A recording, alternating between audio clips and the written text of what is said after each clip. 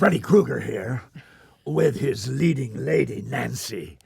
And we just want to say happy 40th anniversary, Nightmare on Elm Street.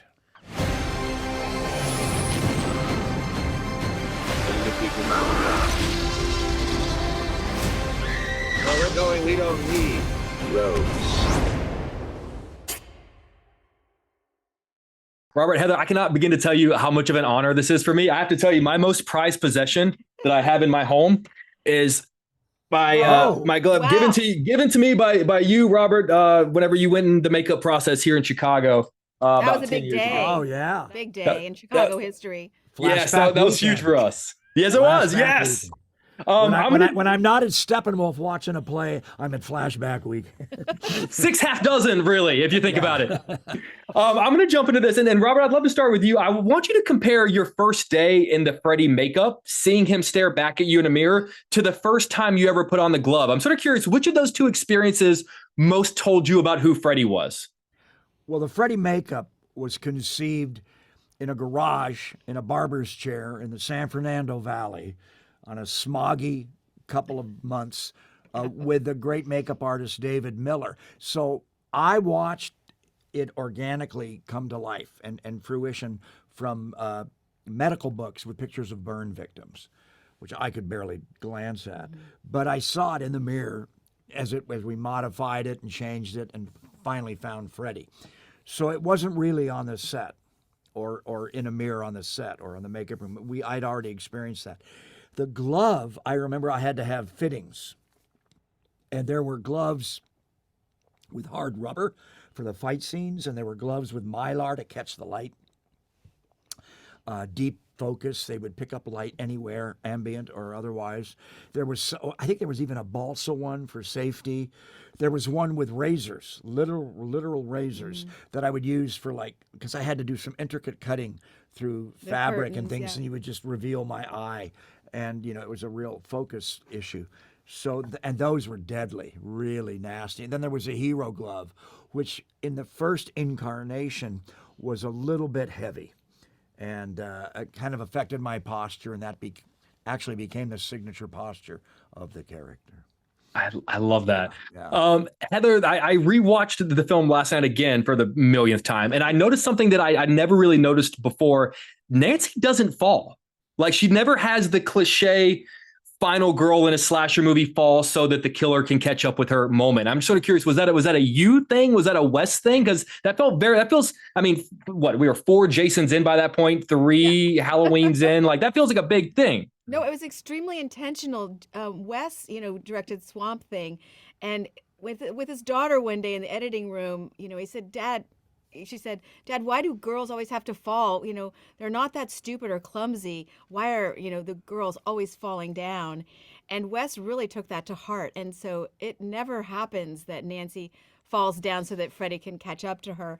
In fact, what I love about Nancy is that she actually jumps on top of Freddy, to wrestle him to the ground. And of course, that is why, literally, she is groundbreaking in that way, because she just is always forcing herself into his space, trying to find him, looking for him, and going there rather than running away. It's also Wes's intention that every film has a strong woman, and it's her journey of survival. And she will survive. That's what the movies are about. Not that Freddy's incidental, but that's the core story. And I'm really proud of the fact that I think because of that, we really sort of raised the population of the horror fangirls around the world. I love that. And that's one of the reasons I love New Nightmare so much, because I feel like it exemplifies that. Robert, I want to talk about when you found the Freddy voice and your process as an actor of developing how he speaks. When are you done? Like, when is the moment that makes you say, there it is, I got it? Well, I was assisted in some of the early films with a technique, and you know what it is. It's called Vari-Speed, and it puts a little more bass in my voice.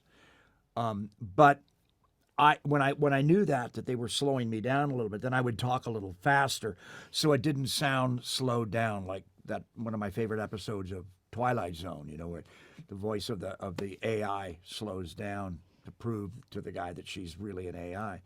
And so I had to talk a little faster. So that was some of it. But I found the voice doing makeup tests. David Miller actually poked me once with a brush that had become kind of crusty with glue. And I just went, David. Instead of David, I went, David. You know, it just kind of, it caught in my throat. But I saw Freddy in the mirror say that. I saw that voice come out of him. And then I knew to go guttural with him, you know, that I could do that at some point. Yeah, and that was that's just a happy accident. But that's how a lot of stuff happens when you're acting. Sometimes it's just, we have something in our mind's eye. And I studied with a wonderful coach called Jeff Corey, and he would say, if you can't shake off that recurring image, then you have to explore it because it means something to you as an artist. You got to get that somehow into the character. I love that. I host a series here in Chicago where oftentimes when I talk with legendary actors and legendary filmmakers, I usually pick one scene, one iconic moment in a movie, and I say, would you please take me back to that day? Would you walk me through what it was like on set? And last night, as I'm taking notes, I must have written down 18 different scenes that I wanted to talk with you guys about. So this is the first time I've ever asked you, would you pick the scene that you think was the most interesting, that I was going to let you decide which scene you'd love for me to go back to and just have you walk me through what that day was like on set. I'd like to bring up the scene. It's a fight scene that Robert and I have in my bedroom where it ends up, you know, he's like picking me up and walking me across the room, and then maybe the pillow gets cut and there's tons of feathers. It might be that fight scene.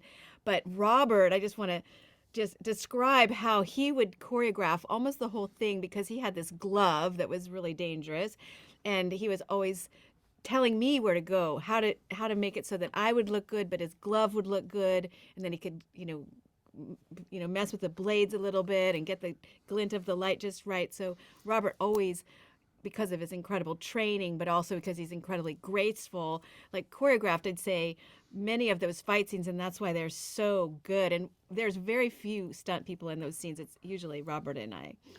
Yeah, I like in Wes Craven's New Nightmare, you know, Wes gave me such a great entrance in that. He gave me two of them. Yeah. You know, he gave me the one in the closet, Miss Me, and he also gave me that one where I rise out of, is it your bed or Miko's bed? No, it's Miko's bed. I rise out of the little boy's bed, like I've been in there. I mean, I just love that idea.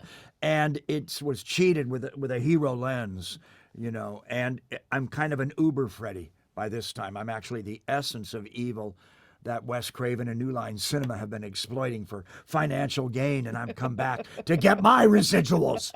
I want my residuals. But it's such a hero shot, and so I think that's probably my favorite scene. And I have to say this, and I'm sorry to exclude you, but wiping the ceiling with Amanda was a lot of fun too. They're pulling me out of here. I just want you guys to know how much this is the movie I was raised on, as many people were. I have this job. And the damage shows. I mean, some people have fine art, and this is the fine art that I have in my house. As we wrap up, is there any chance that Freddy would say hello to me, just so I could have that on camera forever? Freddy Krueger here with his leading lady, Nancy. And we just want to say, happy 40th anniversary, Nightmare on Elm Street. I can die a happy man. I love you guys. Seriously, thank you so much for your time, and thank you for everything that you've done for us. We really do love you guys. Thank you so much. Okay. Don't Take fall care. asleep. Yeah.